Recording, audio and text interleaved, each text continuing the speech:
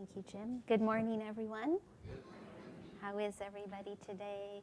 Weekend ready. Nice. Well, it's our joy to be here with all of you today. Happy spring. Isn't this a beautiful bouquet? Daffodils, I think they're the happiest flower. Daffodils and forsythias are smiling upon us, as is the Masters and God always with us. So for those of you who don't know us, I don't know if there's anyone out there that doesn't know us. My name is Nayaswami Gangamata. This is my husband, Nayaswami Daiva. It's our joy to be here today. I'm going to begin by reading from Whispers from Eternity. There is a poem that Yogananda wrote, Samadhi, called Samadhi. Those of you that know it, it's a very long poem. I'm not going to read the whole poem. I'm going to start at the very end, or towards the end.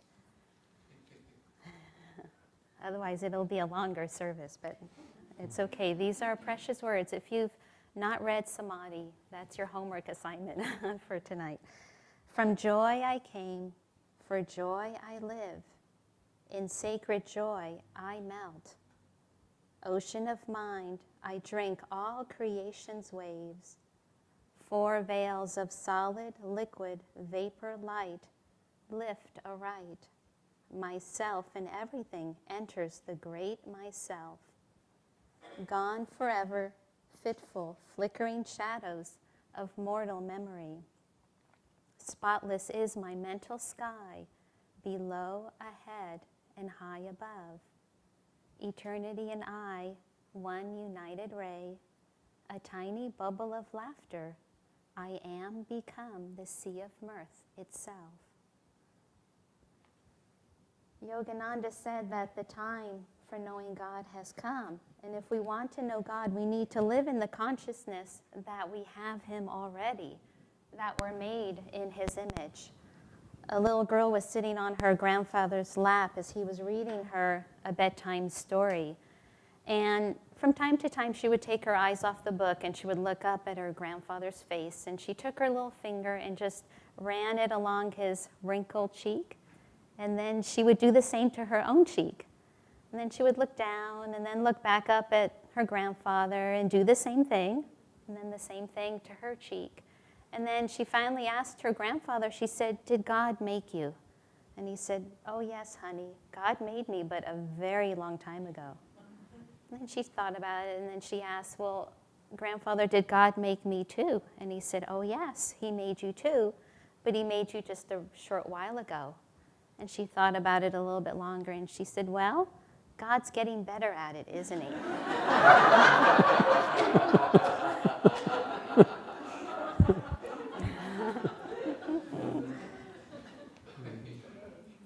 Of Samadhi, Yogananda said, "Visualize yourself in that infinite state. Identify yourself with it in order to awaken within you that lost memory of what you are in reality, children of infinity, for that alone is what you really are."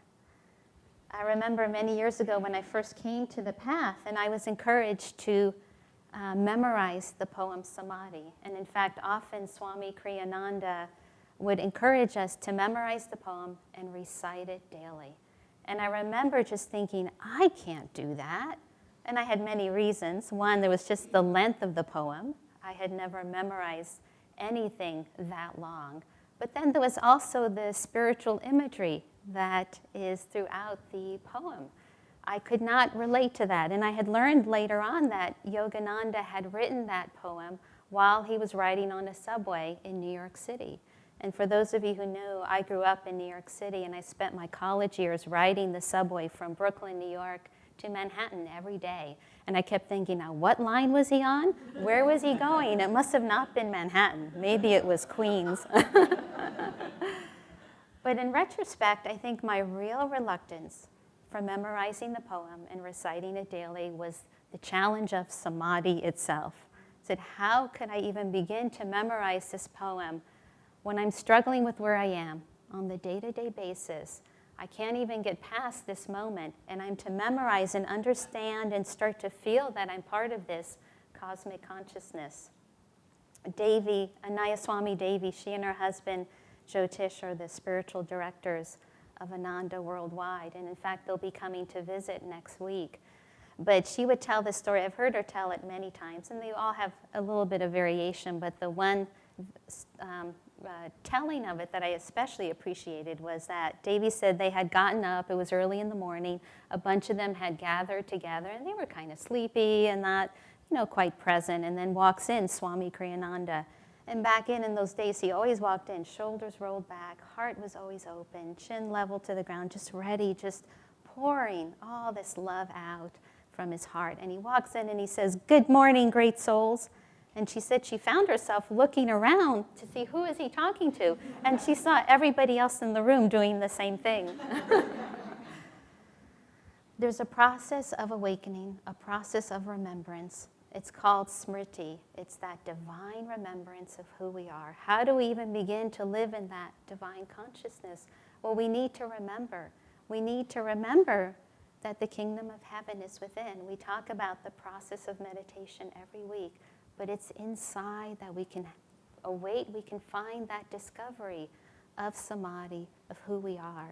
But then we need to do it. We talk about it a lot, and Yogananda talks about it, and Swami Kriyananda. We need to have a regular and daily practice, because through that effort, we begin to experience on deeper levels who we are. But it's hard to do, right? And so Yogananda talks about environment being very important.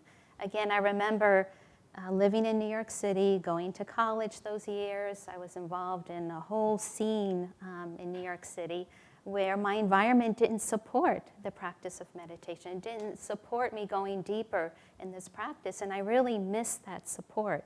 And I would try and go to groups and find that support, but it was very few in between. Back then, we didn't have email. We didn't have online classes. We have an online virtual community. For those of you who don't know, if you can't come to Sunday service, if you can't physically go to a place where you can receive inspiration, the internet's probably one of, I think, God's greatest miracles that's created for us. The ability to still tune in and find your environment in that way. And I didn't have it in those days, and it was really hard. But I knew I was on to something, because I was finding the more time that I was spending in meditation, I was changing. There was something different. But I had no friends also that were supporting me, and it's important to surround yourselves in that kind of support, an environment, physical places too, inspiration, books, but also people. So I found myself turning to the saints. I was hanging out with the saints. I would come home late at night. New York truly is the city that never sleeps. You don't go out to dinner till 10, and then you have just completely different rhythm. And I was finding it wasn't supporting my meditation practice that I was trying to instill. I was trying to meditate the same time every day. I was trying to meditate in the morning where it's more still. All those things were hard to do in the city, and I found I needed the support. I would just turn to the saints. I would come home and grab that book, God Alone, Sister Gangamata's picture. I would look at Yogananda's picture. I hung out with them as much as I could. But I realized it's not enough just to remember. I had to practice. I really had to make the effort. I remember when I was first learning how to play tennis, and my instructor had me hit the ball, forehand and backhand, against this wall. And he had me do it over and over and over. Well, I kept wanting to get over to the net, to the actual court. I was like, when am I really going to play tennis? And he was like, no, you need to practice here. I go, but it's so easy. I know I hit the ball. I know it's going to come back to me. I mean, in the beginning it didn't, but then I got really good at it. He goes, you need to practice. You need to practice while it's easy. Because once you get out there in the game, it's going to be harder. You're not going to know where your opponent's going to hit the ball to. You could be running from the right to the left. Well, same for us. We need to practice our teachings. We need to practice daily so that we could go deep in them, we could go stronger in them, so that as we go through our daily lives, things will get hard, things will come up, so that if we've got that strong practice in place, then we can still feel God's presence. We can still remember all these things that are happening to us. They're not us. Every week we come together in the purification service and we talk about offering all those things that are in us, all those habits and patterns.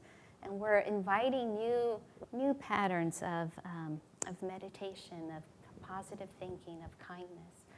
I think it was Swami Satyananda. I don't know for sure, but somebody like him was asked, are you a Hindu? And he said, I am an undo. Trying to undo, let go of all those patterns. Every week in the purification, there's a power. There it is, the environment. We're coming together in an environment where we're supporting each other. We're coming together with people. We're offering ourselves every week for that transformation. And that can happen. Yogananda has said, live in the thought that you have God already. We have him already. It's not this great big science project or anything elaborate we need to get to, but we have him already. But through practice, through remembering who we really are. There was a man who wanted to sculpt a beautiful sculpture to God. And so he went up to a mountainside and he brought down this huge rock. And he must have thought, then what was I thinking? It was too big. So he cut the rock in half. And he said, I'm only going to work on one half. I don't need the whole rock. So he starts chiseling this one half of the rock. And this half of the rock starts complaining. Ow, what are you doing? What are you doing to me? Ow, it hurts. Leave me alone. And so the sculptor said, okay, I'm sorry. I probably shouldn't have touched you. So he goes to the other rock and he starts sculpting. And what happens when you sculpt, you don't add a nose, you don't add whatever, these features. The sculptor is digging away so that he can find what's underneath. I was remembering our time in Italy, and we went to the academy in Florence, and the big David, right? That's just, I see our pilgrims here. That was just astonishing to think that he could find that, in that. Well, that's what God's doing. He's like a sculptor. He was chipping away all those things that wasn't the deity, the image of God that he wanted to create. And this rock was wise enough to know. He goes, keep going. Why are you stopping? I know that what's inside will be more beautiful than what's on the surface. Go for it.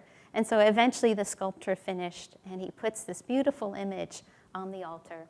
And then he wants to do what we call a puja. It's a ceremonial offering. So he gets milk and honey, and he wants to pour it over the sculpture, but he can't reach it. So he looks over and he sees the other rock there. So he brings it over, and he goes and he stands on the rock, and he's using the rock to pour the milk and honey over it, and he just does the ceremony, and it's over, and he goes away. And then the rock on the floor looks up at the rock on the altar. He goes, wait a minute, what's going on here? How come he's pouring milk and honey all over you, and I'm here on the floor? And then the rock on the altar says, you don't get it. He goes, he started to work on you. He picked you first, but you didn't want him to touch you. And here I am, I'm only here because I said, okay, bring it on. I mean, I'm paraphrasing now too, I'm sure. But you get the gist, and so much time, often we push away what comes to us. And they're gifts from God. As Yogananda reminds us, we have him already. And when we can live in that thought that he's with us in every moment, everything that he brings us. It's all a beautiful package. We stay in tune. We do we have to practice. We have to remember, love, serve, remember, as a friend said. Love, serve, remember.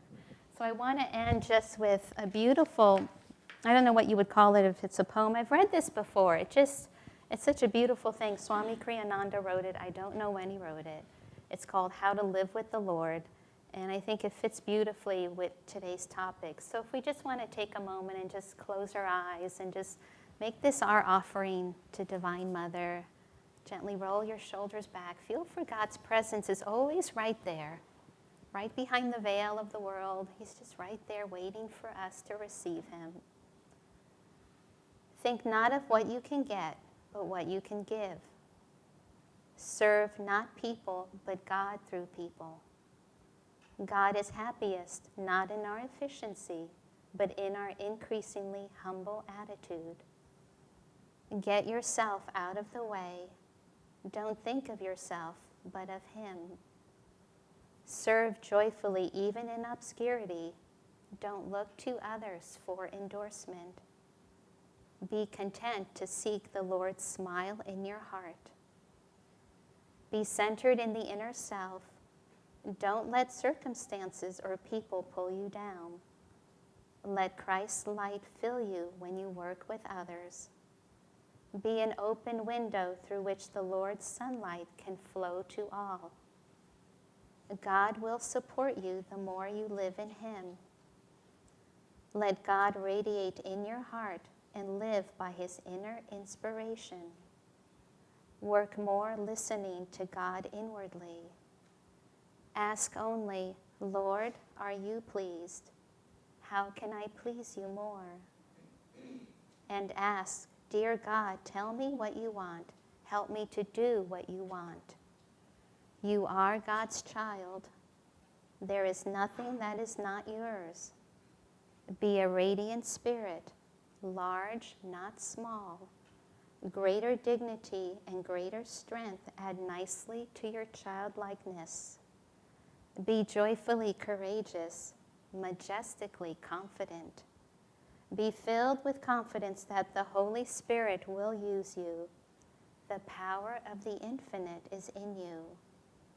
Live more in that center where God dwells. Radiate this to others, and their lives and your own will be changed.